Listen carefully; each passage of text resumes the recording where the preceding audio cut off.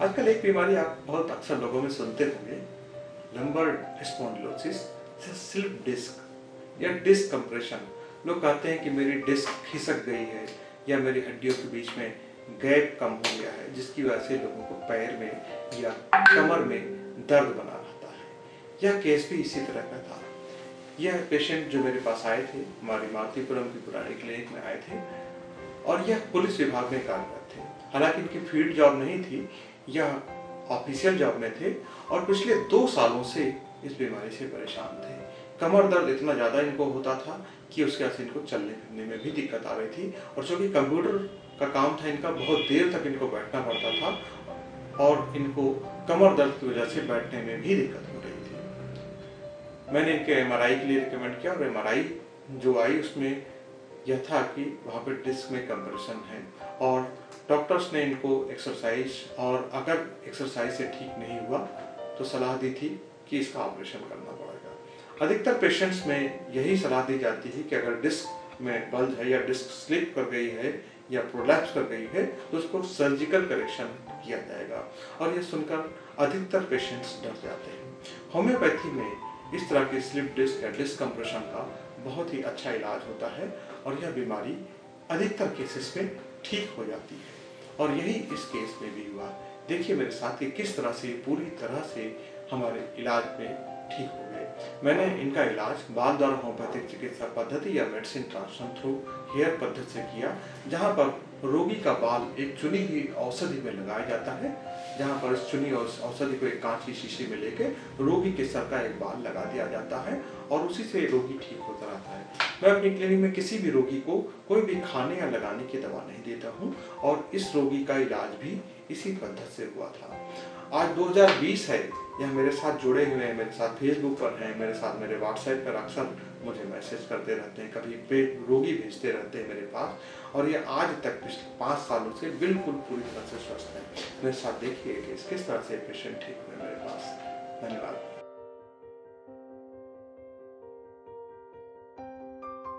क्या आपकी कंप्लेंट चालू हुई पहले शुरुआत से बताइए। जहाँ मुझे याद है कि 2013 में कंप्यूटर वर्क ही, मैं पुलिस में जरूर हूँ लेकिन हमेशा ऑफिशियल वर्क में नहीं थी, तो वहाँ कंप्यूटर वर्क में कंप्यूटर विजन की प्रॉब्लम हो गई थी, थोड़ा सा आंखें रेडिश रहने लगी।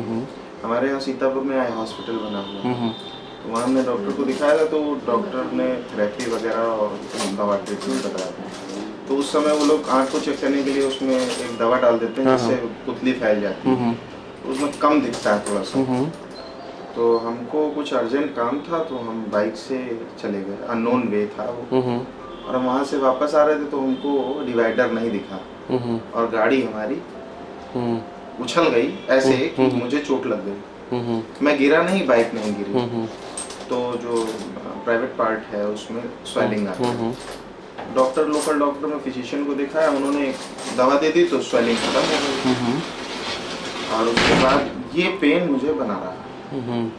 फिर इस पेन के लिए वो मुझे दवा देते रहे, फिर मैंने उसको एक दिन पढ़ा, इंजेक्शन लगता था, वो डाइक्लो था, तो मैंने कहा ये तो बेवकूफ़ है, डाइक्लो का मतलब तो क्या डाइक्लो नहीं लगेगा, फिर दर्द होने लगेगा।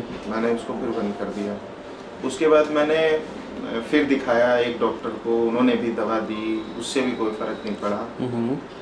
कुछ लोगों ने व्यायाम बताया, व्यायाम किया, एक्सरसाइज किया, मालिश किया, सब कुछ हुआ इसमें। 2 ऑर्थोपेडिक ने देखा, एक यहाँ बलरामपुर के सीनियर डॉक्टर रहे हैं, बलरामपुर हॉस्पिटल के सीनियर ऑर्थोपेडिक सर्जन रहे हैं, नाम मैं भूल रहा हूँ उनका, अलीगंज में बैठते हैं, उन्होंने देखा तो उन्होंने मुझे बेल्ट दे दी और ये बांधना वो बांधना, कुल मिला के। उसी समय से दर्द आपको चालू हो गया था? दर्द उसी समय से ऑन द सेम डे, जिस दिन एक्सीडेंट? हाँ, ऑन द सेम डे। और उसके बाद से इस दर्द में अभी पिछले 4-5 दिनों से काफ़ी इजाफा हो गया है। अच्छा। मतलब इसकी वजह से एक तो ऐसा भी हो सकता है कि एसी में हम लोग बैठते हैं, हो सकता है इसकी वजह से भी कुछ उसका फर्क पड़ता हो, और बिल्कुल ये लगता है कि सब चिरने लगा है, तुम अंदर से कोई फाड़ रहा है, इसे खींच रहा है। और अभी पिछले कल तो मैंने रेस्ट किया, मैंने छुट्टी ले लिया था, बहुत ज़्यादा दर्द हो रहा है, रेस्ट करने पे आराम हो जाता है। और बाकी लगता है कि अंदर से फट रहा है? हाँ, अंदर से ये लगता है कि किसी तरफ दर्द आपका आगे पीछे जाता भी है? आगे पीछे क्या कि कभी ये दर्द मुझे ऊपर महसूस होने लगता है और कभी ये दर्द नीचे महसूस होता है, लेकिन एकदम नीचे कभी नहीं महसूस होता है।